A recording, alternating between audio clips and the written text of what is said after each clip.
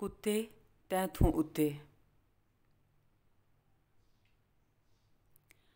अस्सलाम वालेकुम व्यूअर्स। आज की ये वीडियो कल की वीडियो का दूसरा हिस्सा है।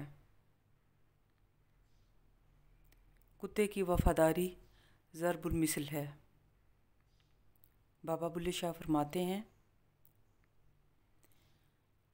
राती जागी करी इबादत, राती जागन कुत्ते तैथों उत्ते।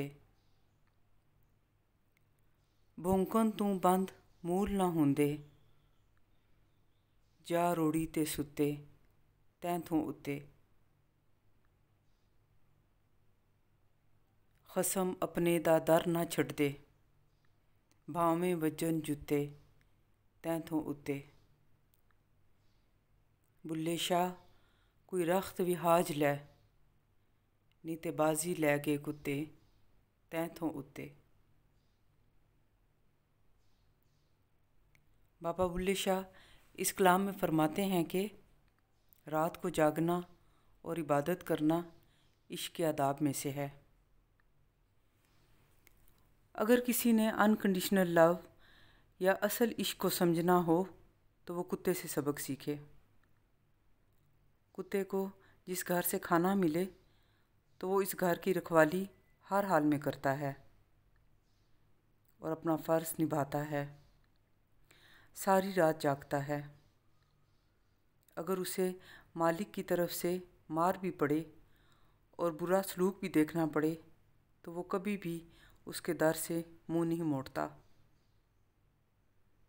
कुत्ते हमसे बदरजहा बेहतर हैं, क्योंकि इंसान पे जब भी कोई आजमाइश अपने मालिक की तरफ से आती है तो वो गिले शिकवे करना शुरू कर देता है, उसकी मखलूक की दिल आज़ारी करता है, अपने मालिक के तमाम एहसानात को भूलकर अपने फ़राइज़ को छोड़ देता है।